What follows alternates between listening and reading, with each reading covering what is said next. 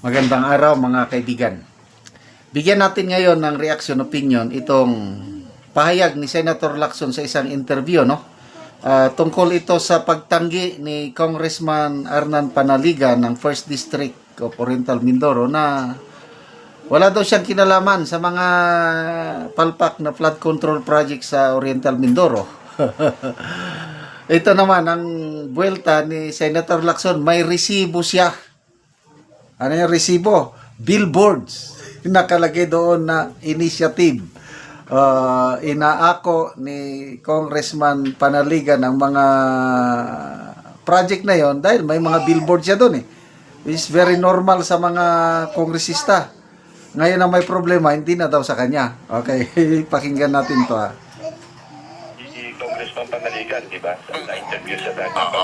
Hindi ko man binanggit ang pangalan niya. Kaya lang, hindi maiwasan. Pinakita ko kasi yung, inako niya kasi yung mga proyekto eh. May billboard siya. Nakaako lahat eh. Pero pinagkakatanggi-tanggi niya na hindi kanya. Yun nga eh, hindi ko ma-reconcile. Kung bakit doon, parang buong loob ko na funded by my office or sa akin yan, effort ko yan, initiative ko yan. Pero ngayon, nung medyo may problema, wala akong kinalaman. Yan na. Narinig ko nga si Isa Congressman pa. Panaligan, di ba? Na-interview siya dati. Hindi ko man binanggit ang pangalan niya. Kaya lang, hindi maiwasan. Pinakita ko kasi yung, inako niya kasi yung mga proyekto eh. May billboard siya. Nakaako lahat eh. Pero pinagkakatanggi-tanggi niya na hindi kanya. Yun nga eh, hindi ko ma-reconcile. Kung bakit doon, parang buong loob ko na funded by my office or sa akin yan, effort ko yan, initiative ko yan. Pero ngayon, nung medyo may problema, wala akong kinalaman dyan. Yan. Narinig ko nga si Congressman. Nabuking na. Di ba? Sa mga lugar ninyo, lugar ko, ang dami kong nakikita. Congressional initiative of yan, mga kalsada, mga drainage sa Cagayan de Oro. Ang daming kwan nun, si Congressman Lordan Suwan. Ang dami niyang billboard.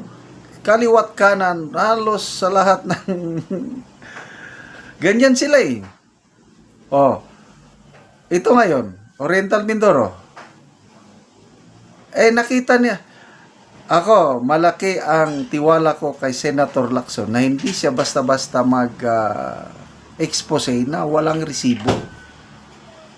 Well-researched yan. At isa lang yan ha, isa lang.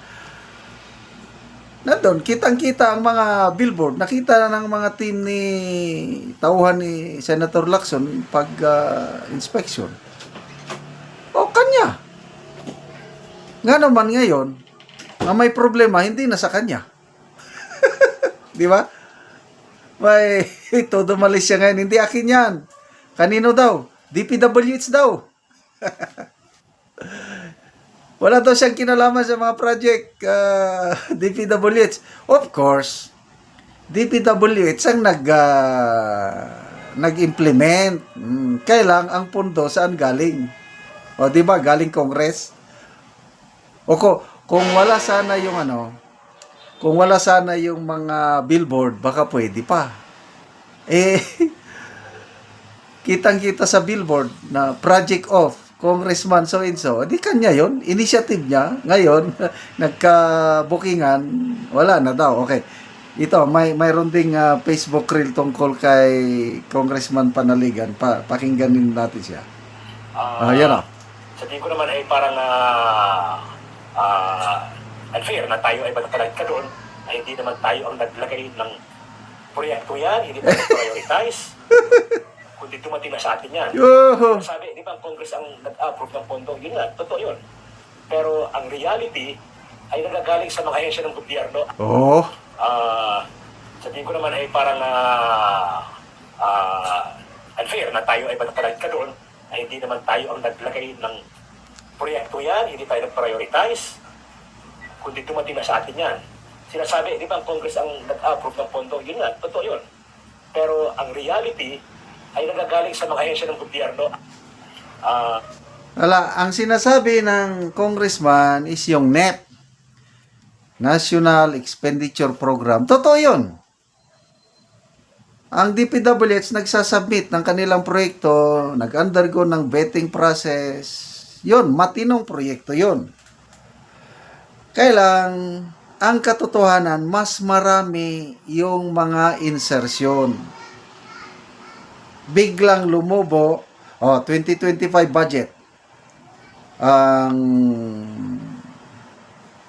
1.008 trillion ata ang DPWH budget. Ang naisingit dyan, 410 billion. If my memory serves me right. Halos kalahati ang isiningit. O sinong nagsingit? Di ba mga lawmakers? So it's either kongresista o mga senador. Kaya importante ngayon yung hinahanap ni Congressman Toby Chanco na nasaan yung small committee report. Bagay na wala na, nataranta na ang kamera, hindi nila maipakita kung nasaan. Nandun ang susi kung para makita natin sino ang mga nagsingit, mga proponents. Yan ang ina-assure ngayon ni Senator Lacson sa Senado na for this next year's budget, dapat wala nang singit na ganyan. Kung may magsingit, dapat malaman kung sino ang nagsingit. Kaya, hindi natin alam itong 2025 budget kung sinong nagsingit. Posible, hindi si Congressman Panaligan. Posible. Kailang may ibang nagsingit. So, sinong kongresista nagsingit? Ang kontraktor sa Oriental Mindoro, Nawan, Sound West. Ito yung pagmamayari ng pamilya ni Congressman Saldico, Sun West. Siya yung committee, chairman ng Committee on Appropriations noon. Kaya nga, importanteng maimbestigahan ito. Senado, Blue Ribbon, umaasa tayo. Sana ang Pangulo mag-designate na siya ng independent investigating body. Huwag lang yung DPWH dahil wala na akong tiwala sa investigasyon na gagawin o ginagawa ng DPWH, including camera. Personal opinion ko lang ito. Wala akong tiwala sa gagawin nilang investigasyon. Okay, salamat mga kaibigan sa inyong pagsubaybay sa ating channel. Nakakatulong kayo ng malaki sa tribong Talandig ng Bukidnon dahil ang sweldo natin sa channel na ito is pantulong sa tribo. Namimigay tayo ng livelihood assistance sa kanila, nagpapatanim ng saging lakatan at Arabica coffee. Panoorin yung video na ito. Kape nga 14 na kabulan. Daghan na kayo ginog. Daghan na gyud kayong hinog ana Maharbisa na 14 pa kabulan. Tag 70 ang kilo sa Uy, ingon ani pa. Dili pa siya panitan. 70 ang kilo. 70 ang kilo kung dili pa panitan. Libot gyud ang iyang unod. Daghan og unod. Mo ni siya gingalan nga kape nga Arabica.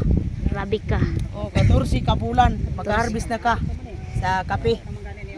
So pag makita gid nato nga luagid kayo ang kape ni Uncle Arnel. So diri mi nakapalit og seedling sa kape nga tag 25 pesos ang kanang sa kapunuan.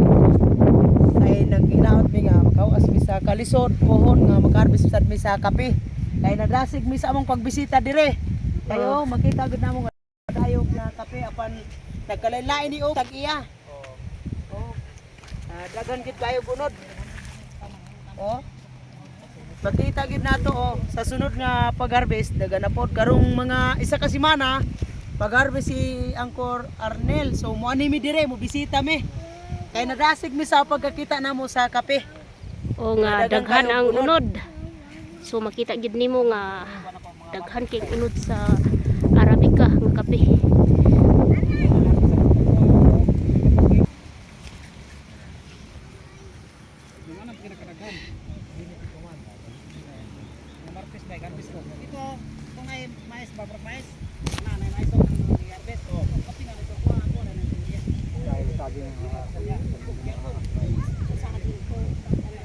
Nindo tagid sa lugar sa kapihan ni Uncle Arnel. So muna ang una niyang tanong, mga 12 years na. So So maupod niya ang 14 months iyang tanom nga kape.